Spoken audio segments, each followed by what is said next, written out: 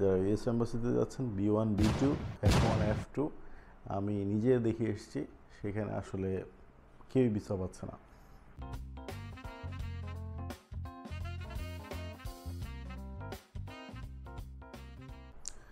Donald Trump ক্ষমতায় বসার পর থেকে যা শুরু হয়েছে যুক্তরাষ্ট্রে, এটা আসলে খুবই ভয়ঙ্কর একটা বিষয়। যারা অলরেডি সেখানে ইমিগ্রেন্ট হিসেবে আছেন তাদের জন্য যেমন, পাশাপাশি অন্যান্য দেশ থেকে এই কান্ট্রিতে যাওয়ার জন্য যারা ট্রাই করছেন তাদের জন্য। সো আজকের পুরো ভিডিও থাকবে এই নিয়ে। ডোনাল্ড ট্রাম্প নির্বাচিত হওয়ার পর থেকে তার যে দুইটা নীতি নিয়ে সে কাজ করছে, সেটা হচ্ছে, এক হচ্ছে ইমিগ্রেন্ট যারা ইলিগাল তাদেরকে বের করে দেওয়ার জন্য, দুই হচ্ছে যারা জন্মসূত্রে নাগরিক এখন থেকে এই নিয়মটা বাতিল করার জন্য। সো দুইটা নিয়মের মধ্যে যারা পড়ে যাচ্ছে তাদের আসলে মাথায় হাত। ইলিগাল ইমিগ্রেন্ট চিন্তা করেন 1,83,00,000 ইউএসএতে আছে, বিভিন্ন স্টেটে আছে তারা। সো এটা কাট করার জন্য এভরিডে 75%কে ধরার একটা নির্দেশ আছে, যাদের কোনো ডকুমেন্টস নাই। এরকম আমাদের বাংলাদেশ থেকেও গিয়ে আছে। তো তাদের এখন খুবই ভয়ঙ্কর সময় যাচ্ছে, কারণ তাদের বাচ্চা কাচ্চারা স্কুলে যেতে পারছে না। সো সব মিলে ইউএসএতে খুবই ভয়ঙ্কর সিচুয়েশন যাচ্ছে। আর এটা তাদের ইতিহাসে 157 বছর ধরে সংবিধানে আছে যে জন্মসূত্রে নাগরিকত্ব। সো এটা আসলে একবার বললেই যে হয়ে যাবে, নিয়ম হয়ে যাবে এমন না। অলরেডি এটা ওদের কোর্টে রিট করা হয়েছে এটার জন্য। সো ডোনাল্ড ট্রাম্পের এটাই সবচেয়ে বড় চ্যালেঞ্জ হবে, এই নিয়মটাকে ও যদি ভাঙতে পারে সে। কজ সে চাচ্ছে এখন থেকে বাই বন্ড যেই সিটিজেনশিপ সেটা আর দিবে না ইউএসএ। এখন থেকে এটা নিয়ম করার ট্রাই করছে সে, বাট এটা তার কোর্টের সাথে লড়াই হবে এটা নিয়ে। সো এটা গেল একটা ইস্যু। দ্বিতীয় যে ইস্যুটা সেটা হচ্ছে, বাংলাদেশে যারা এম্বাসি ফেস করছে এখন, তারা খুব ক্লিয়ারলি দেখতে পাচ্ছে যে আসলে কোনো ভিসাই দিচ্ছে না। সো খুবই হতাশজনক একটি টাইম যাচ্ছে বাংলাদেশে। যারা ইউএস এম্বাসিতে যাচ্ছেন B1 B2 F1 F2 আমি নিজে দেখে এসেছি, সেখানে আসলে কেউই ভিসা পাচ্ছে না। সো আলটিমেটলি ইউএসএ যাওয়ার চিন্তাটা আপাতত মাথা থেকে বাদ দিয়ে দেন। কজ এখন যারা অ্যাকচুয়ালি এম্বাসি ইন্টারভিউ দিচ্ছেন, এটা শুধু নামের মাত্র। ওদের ইন্টারভিউ নেওয়ার দরকার, তাই ইন্টারভিউ নিচ্ছে, গণহারে রিজেক্ট করছে without any cause, without any explanation. ঠিক আছে।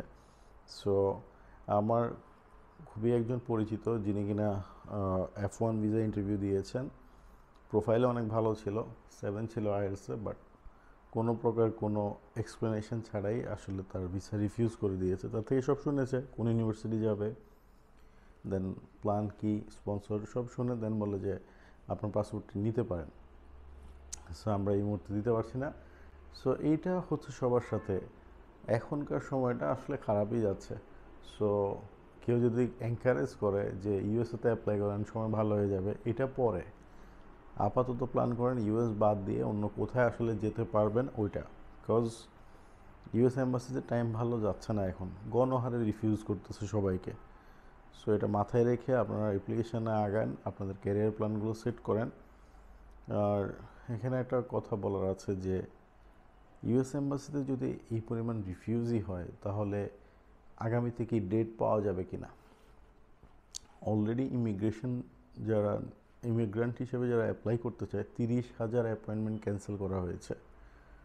সো ডোনাল্ড ট্রাম্প আশা করছি বুঝতে পারছেন যে ইউএসএ যাওয়াটাও অনেক কঠিন হয়ে যাবে এখন।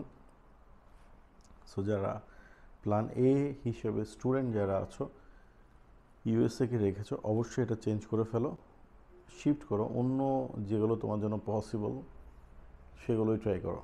যদি সেলফ ফান্ডেড পড়াশোনা করতে যেতে চাও তাহলে ইউরোপ বেস্ট হবে। যদি মনে করেন যে না আপনি এফোর্ড করতে পারবেন, তাহলে আপনি অস্ট্রেলিয়া দেখতে পারেন, ইংল্যান্ড যেতে পারেন। সো ডেস্টিনেশন আরও আছে, এবং নিজের ক্যারিয়ারটাকে গ্রো করার জন্য আরও অনেকগুলো দেশই আছে যেখানে করা সম্ভব। ইউএসএতেই যেতে হবে এমন কোনো কথা না। ইউএসএ সময় খারাপ যাচ্ছে, সো প্ল্যান চেঞ্জ করেন।